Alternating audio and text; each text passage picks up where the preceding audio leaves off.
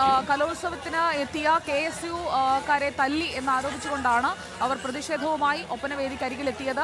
ഇപ്പോൾ പ്രവർത്തകരും പോലീസും തമ്മിൽ വാക്കേറ്റം നടക്കുന്നുണ്ട്. ഒപ്പനവേദിക്ക് മുന്നിലായിരുന്നു പ്രതിഷേധം. അവിടെ നിന്ന് അവരെ ഇപ്പോൾ പ്രധാന വേദിയുടെ പുറത്തേക്ക് കൊണ്ടുവന്ന് നിർത്തിയിരിക്കുകയാണ്.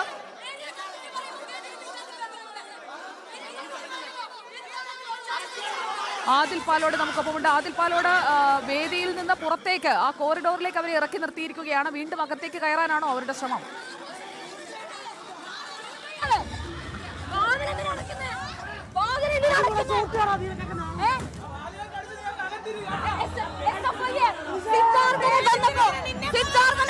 ആഘോഷിച്ച പോലെ കിടന്ന് ആഘോഷിക്കുകയാണ് അകത്ത്.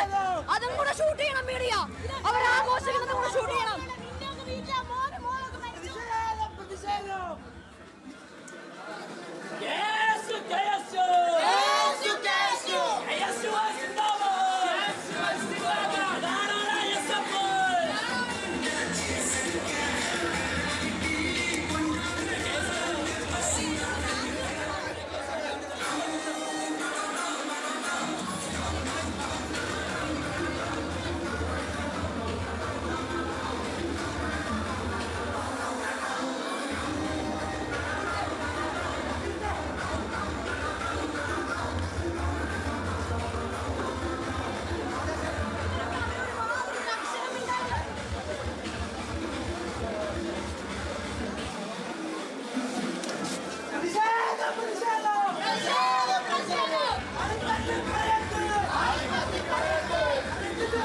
കലോത്സവ വേദിയിലായിരുന്നു പ്രതിഷേധം അരങ്ങേറിയത്. ഇപ്പോൾ KSU പ്രവർത്തകരെ പ്രധാന വേദിക്ക് പുറത്തേക്ക് മാറ്റിയിരിക്കുകയാണ്.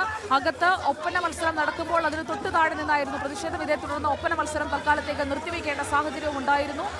KSU പ്രവർത്തകരെ തല്ലിച്ചതച്ചു, രണ്ടുപേരുടെ പല്ലുപോയി എന്ന് പറഞ്ഞുകൊണ്ടാണ് KSU പ്രതിഷേധവുമായി ഒപ്പന വേദിക്കരികെ നിലയുറപ്പിച്ചത്. പോലീസ് എത്തി അവരെ മാറ്റാൻ ശ്രമിച്ചെങ്കിലും അവർ തയ്യാറായില്ല. അതേസമയം സംഘാടക സമിതി പറയുന്നത് അങ്ങനെയുള്ള ഒരു സംഭവം ഉണ്ടായിട്ടില്ല എന്നാണ്.